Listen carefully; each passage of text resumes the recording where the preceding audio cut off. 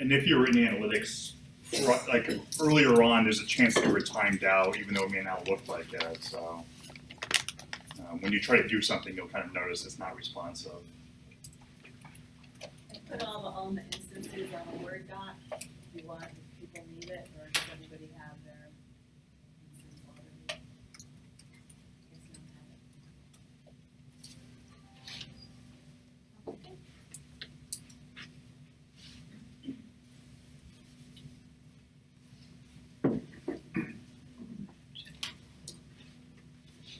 All right, does anybody still need some more time? Mine's not too good.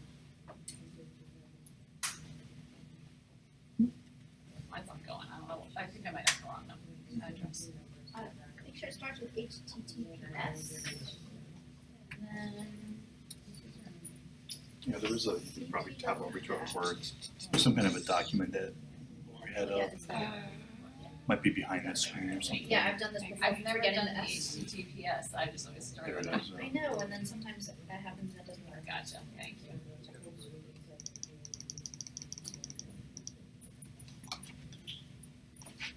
Yeah, here are the URLs. If anybody needs these.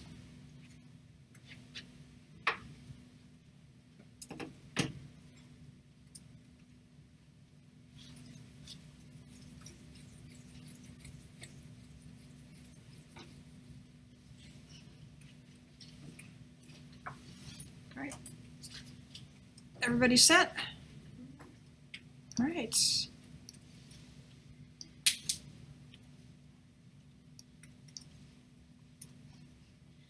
So what I'm going to do now is I'm going to walk you through the step-by-step process to create a report that shows you the number of loans for each library at your school by their location. And then once we've got that set up, Rebecca is going to jump in and show you how to set some filters to those reports. So what you need to do first is go over to the New menu and select Analysis. It's right up at the top.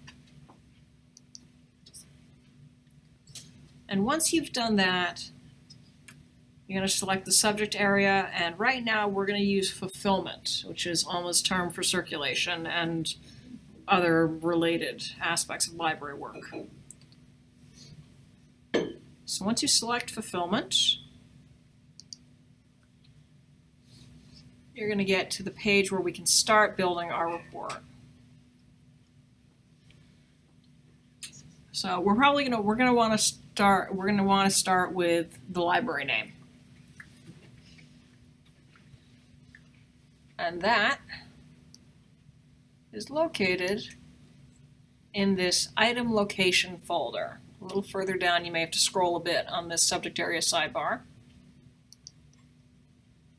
So, weird thing with these folders on the side, these do not tend to be in alphabetical order. But the facts and the measures inside of them are generally in alphabetical order. But not always. But not always. But right here, you can see we have library name. So you can drag it over. And then if you want to just check and make sure that you're getting the data you expect, hop over into the Results tab, and you can see what we have. Jump back. Next, we're going to want to try to find we're going to want to put in the location.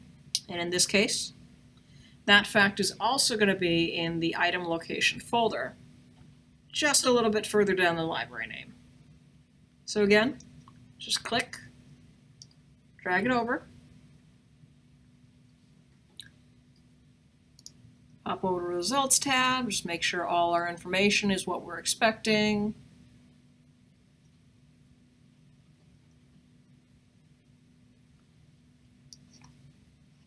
And then last thing we're going to do, go back to the Criteria tab. Now we're going to add in our measure, which is going to be the number of loans. And that, because it's a measure, is going to be located in one of these in the top folder here. In this case, it's going to be loans. And loans has a lot of different measures. The loans folder has a lot of different measures in it. It's actually all measures. But what we want is the very first one, loans. So, very simple report. Once you clicked and dragged that measure in, pop on over to results. There you go.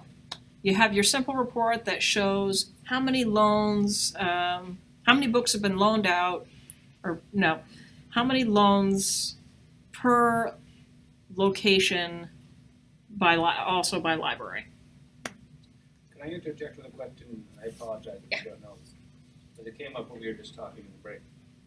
Do you have a sense of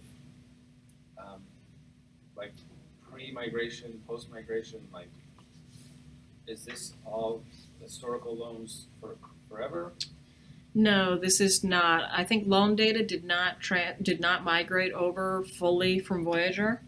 So this particular loan data right here, I believe the accurate data will start post-ALMA migration, but some scattered bits of data from Voyager also came over.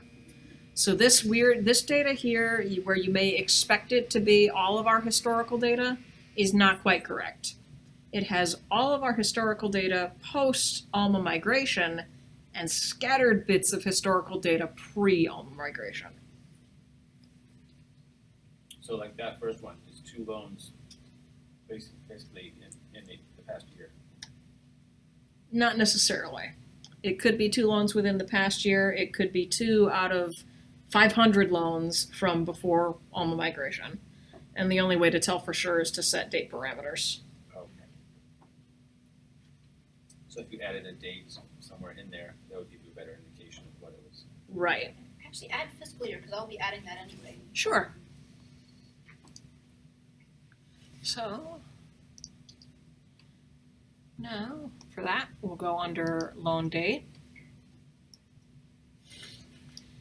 And we'll add in loan fiscal year. Organize this a little bit better. And there we are. So yeah. Now we can see that, yeah, those 2.